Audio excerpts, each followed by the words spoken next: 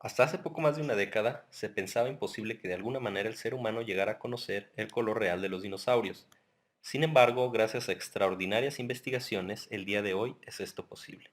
En este video te explicaremos cómo la ciencia ha alcanzado una vez más lo aparentemente inalcanzable. Fue Guth, en 1983, el primero que mediante microscopía electrónica de barrido reporta estas estructuras contenidas en algunas plumas fósiles. Él supuso que se trataban de bacterias queratinofílicas. Sin embargo, Zhang y colaboradores, en 2010, extienden tres piezas de evidencia en las cuales argumentan por qué se trata en realidad de melanosomas, estructuras celulares de las que hablaremos más adelante. La evidencia es, el primero, que estos cuerpos o estructuras están embebidas dentro de las plumas, exactamente las mismas regiones ricas en melanosomas que contienen las aves modernas. El segundo punto dice que estas estructuras están ausentes en el cálamo y la parte proximal del raquis, regiones que en las plumas de aves modernas no presentan melanosomas. Y el último nos dice que la forma en la que están empaquetadas y su disposición dimensional en capas son idénticas en las plumas fósiles y en las aves modernas, no así con las bacterias que proliferan en queratina. A todo esto vamos a explicar qué son los melanosomas. Los melanosomas son organulos celulares que contienen y transportan melanina, el pigmento más común entre los animales. Se producen a partir de células llamadas melanocitos que a su vez pueden diferenciarse en dos tipos, los eumelanosomas y los feomelanosomas. Los eumelanosomas son alargados, no muy gruesos, y al contener eumelanina proporcionan colores principalmente oscuros.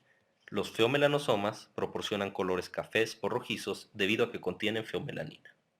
Además son mucho más pequeños y circulares. En las plumas los melanosomas se encuentran dentro de las cavidades huecas de barbas y bárbulas, después de haber migrado directamente de la dermis. La forma y el arreglo de los melanosomas influye directamente en el color del plumaje de todas las aves vivas. La ausencia de estos implica un plumaje blanco. Otro punto importante es el color estructural.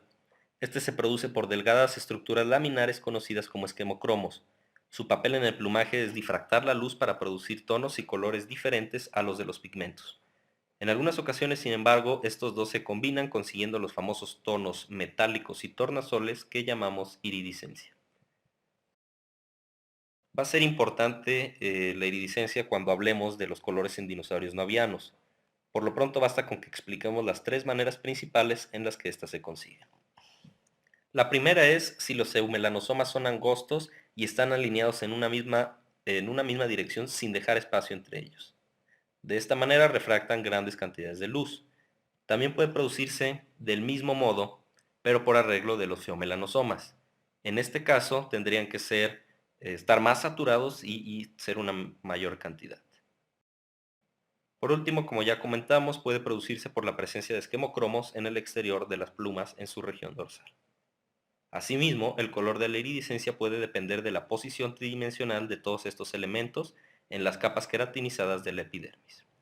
Recapitulando, tenemos que la hipótesis principal en la que se basan todos los trabajos de color en dinosaurios dicta que podemos comparar directamente la forma, el tamaño y la configuración de los melanosomas en los fósiles con los de las aves modernas. Para ello ya se han generado algunas bases de datos de muestras filogenéticamente muy diversas de aves. Fíjense, por ejemplo, en el primer diagrama observamos de manera muy gráfica cómo los plumajes varían en tonos y colores dependiendo la forma, el tamaño y el arreglo de las melanosomas. La imagen superior derecha nos recuerda que cuando el plumaje es blanco no encontramos eumelanosomas.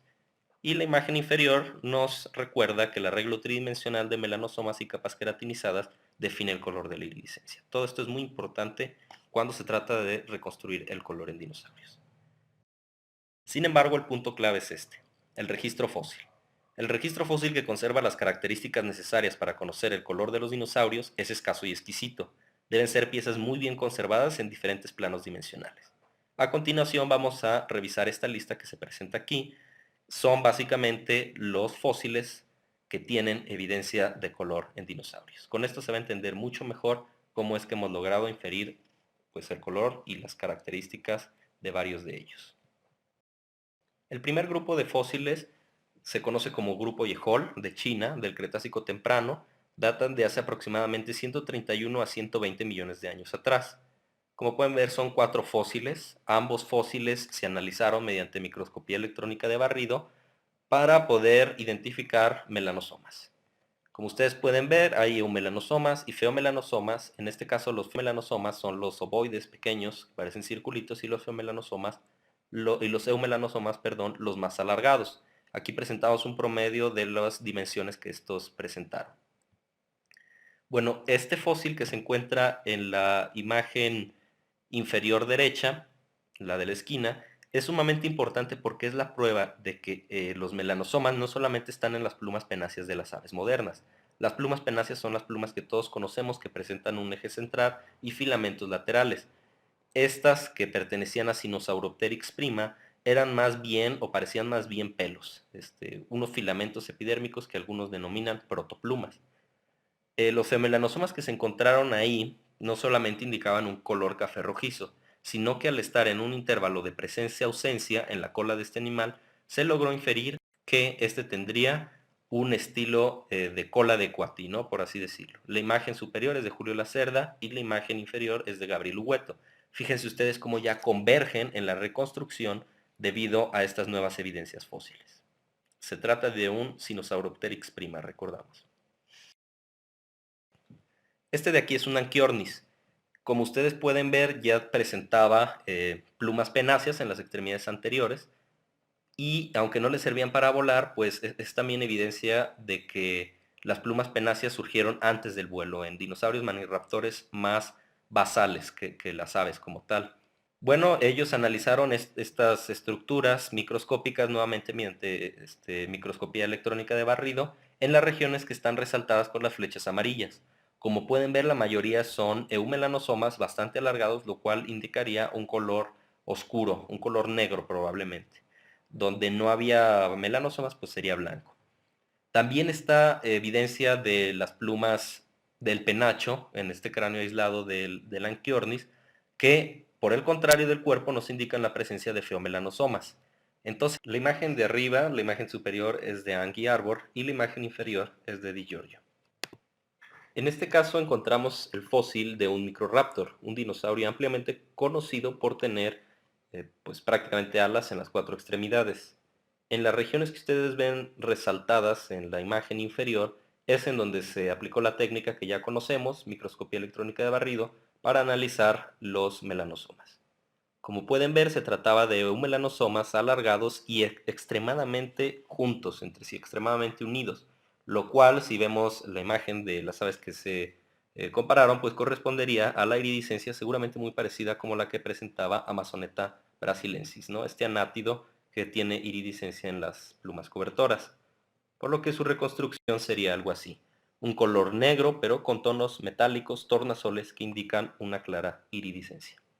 Este fósil es muy importante porque se trata de un animal filogenéticamente más alejado de las aves que el resto de los especímenes que habíamos analizado. Es un Psittacosaurus. De este género se desconocía por completo la presencia de protoplumas o estos filamentos que se encuentran en la región caudal, estas escamas protuberantes en las extremidades delanteras o este pliegue en la extremidad posterior.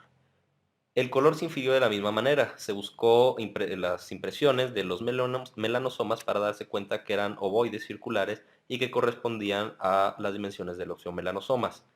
Pero no se quedó ahí la investigación. También utilizaron fotografía polarizada cruzada e imágenes estimuladas por fluorescencia láser para inferir que este animal habría presentado un camuflaje conocido como contrasombra, un camuflaje muy común en los animales de la actualidad. Entonces podemos ver que en la reconstrucción se integran las estructuras que conserva el registro fósil, una coloración café rojiza y además un patrón de camuflaje conocido como contrasombra, este que les mencionábamos, y que responde principalmente a ambientes cerrados y presiones de depredadores, aunque hablaremos de ello más adelante. Es un caso muy particular. Se trata del dinosaurio mejor conservado en el registro fósil, el Borealopelta. Para conocer el color de este animal, no se analizaron morfológicamente los melanosomas como en el resto de los especímenes analizados. En su lugar, se estudió la pirólisis de cromatografía mediante espectrometría de masas, la ionización de compuestos orgánicos. Encontraron altas concentraciones de benzotiazol, un compuesto que en altas cantidades nos indica la presencia en algún momento de feomelanosomas. Además, utilizaron, como en el caso del Psittacosaurus, imágenes estimuladas por fluorescencia láser y fotografía polarizada cruzada, para llegar a la conclusión también de que presentaba un patrón de camuflaje de contrasombra. Esta sería la reconstrucción, ahora con la inferencia en colores de este nodosaurio del Cretácico temprano de Alberta. Bueno, ¿y qué implica conocer el color de los dinosaurios? No solamente nos permite reconstruir su apariencia, sino también, de cierto modo, alcanzar a inferir un poco su etología, en cierto sentido, reconstruir su ambiente, su forma de vida e incluso presiones selectivas. A continuación hablaremos brevemente de esto. Por ejemplo, está el caso de Microraptor. Durante mucho tiempo se pensó que Microraptor era un animal nocturno, esto debido principalmente a sus grandes cuencas oculares. Sin embargo, y gracias a la evidencia de iridiscencia en su plumaje, ahora se sabe que probablemente era diurno y que utilizaba este tipo de coloración para comunicarse intraespecíficamente.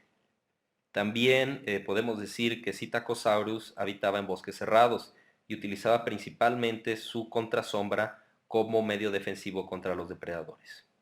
Entonces, esto nos lleva a una conclusión todavía más grande, que es respuesta a una discusión que se ha mantenido durante mucho tiempo y es una pieza de evidencia que ayuda a esclarecer que los dinosaurios percibían claramente el color y tenía muchas implicaciones en su comunicación intraespecífica e interespecífica.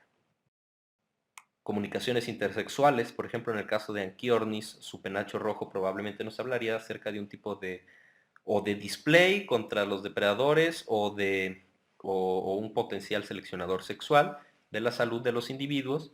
La cola del Sinosauropteryx aún se discute, pero podría tener los mismos fines que tienen este tipo de colores por ejemplo, en el actual Coatí, o protección contra el calor en el caso de las coberteras blancas de Anchiornis. Este diagrama resume bastante bien cuál es el proceso mediante el cual se llegan a estas conclusiones paleobiológicas tan importantes. Un excelente fósil, excelentemente preservado, me refiero, como el del Borealopelta, permite que mediante espectrometría de masa se identifiquen concentraciones altas de benzotiazol, por lo que podemos decir había feomelanina en los osteodermos de este animal. ¿Y qué implicaciones tiene para su paleobiología?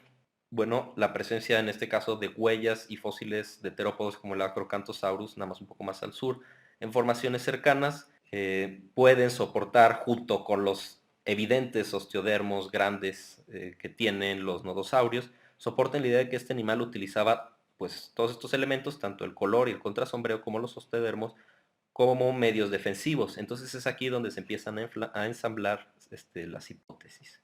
En el caso del Psittacosaurus, lo que ya hablamos, la evidencia paleobotánica, por ejemplo, que se descubrió en la formación donde este animal se desenterró, sostiene un bosque de coníferas con pocos elementos caducifolios. Entonces, un bosque siempre verde, pues es una manera en la que se soporta la idea de que el Psittacosaurus vivía en ambientes cerrados y utilizaba su contrasombreo para defenderse de los depredadores. Nos dice también un poco, nos habla acerca de la etología de los depredadores, ¿no? Eran activos en función del color, y esto pues es algo que no se había ni siquiera puesto como tal en piezas de evidencia durante todos estos años. Y evolutivamente también tiene fuertes implicaciones el conocer el color de los dinosaurios. Por ejemplo, ahora podemos reconstruir en la filogenia de los celurosaurios donde aparece por primera vez el color bandeado o los patrones de color en bandas, pero a nivel protoplumas individuales. Es decir, dentro de una misma pluma todavía no existían estos patrones intermitentes de color. Estos aparecen hasta los maniraptores. Claramente en parabianos como el Trodontido anchiornis, pues ya existían, ya las plumas tenían estos patrones de bandas que vemos hoy en muchas de las aves modernas. Entonces, como ustedes pueden ver, conocer el color de los dinosaurios no nada más se convierte en una restricción para los paleoartistas, sino también nos habla en muchas escalas acerca de la biología evolutiva de estos organismos. Es un tema fascinante, joven todavía, y pues hace falta mucho por aprender. Estas son algunas de las bibliografías utilizadas en el trabajo. También pues agradecer a todos los paleoilustradores que han hecho estas maravillosas reconstrucciones Olvidé dar los créditos por ahí a Raúl Martín en un par de imágenes, a Julius Custongi en una reconstrucción extraordinaria del Borealo Pelta, otra imagen del Stegosaurus de Gabriel Hugueto. Espero poder poner en la descripción del video cada una de las imágenes con sus respectivos derechos de autor. Muchas gracias por ver este video y espero que haya sido de su interés.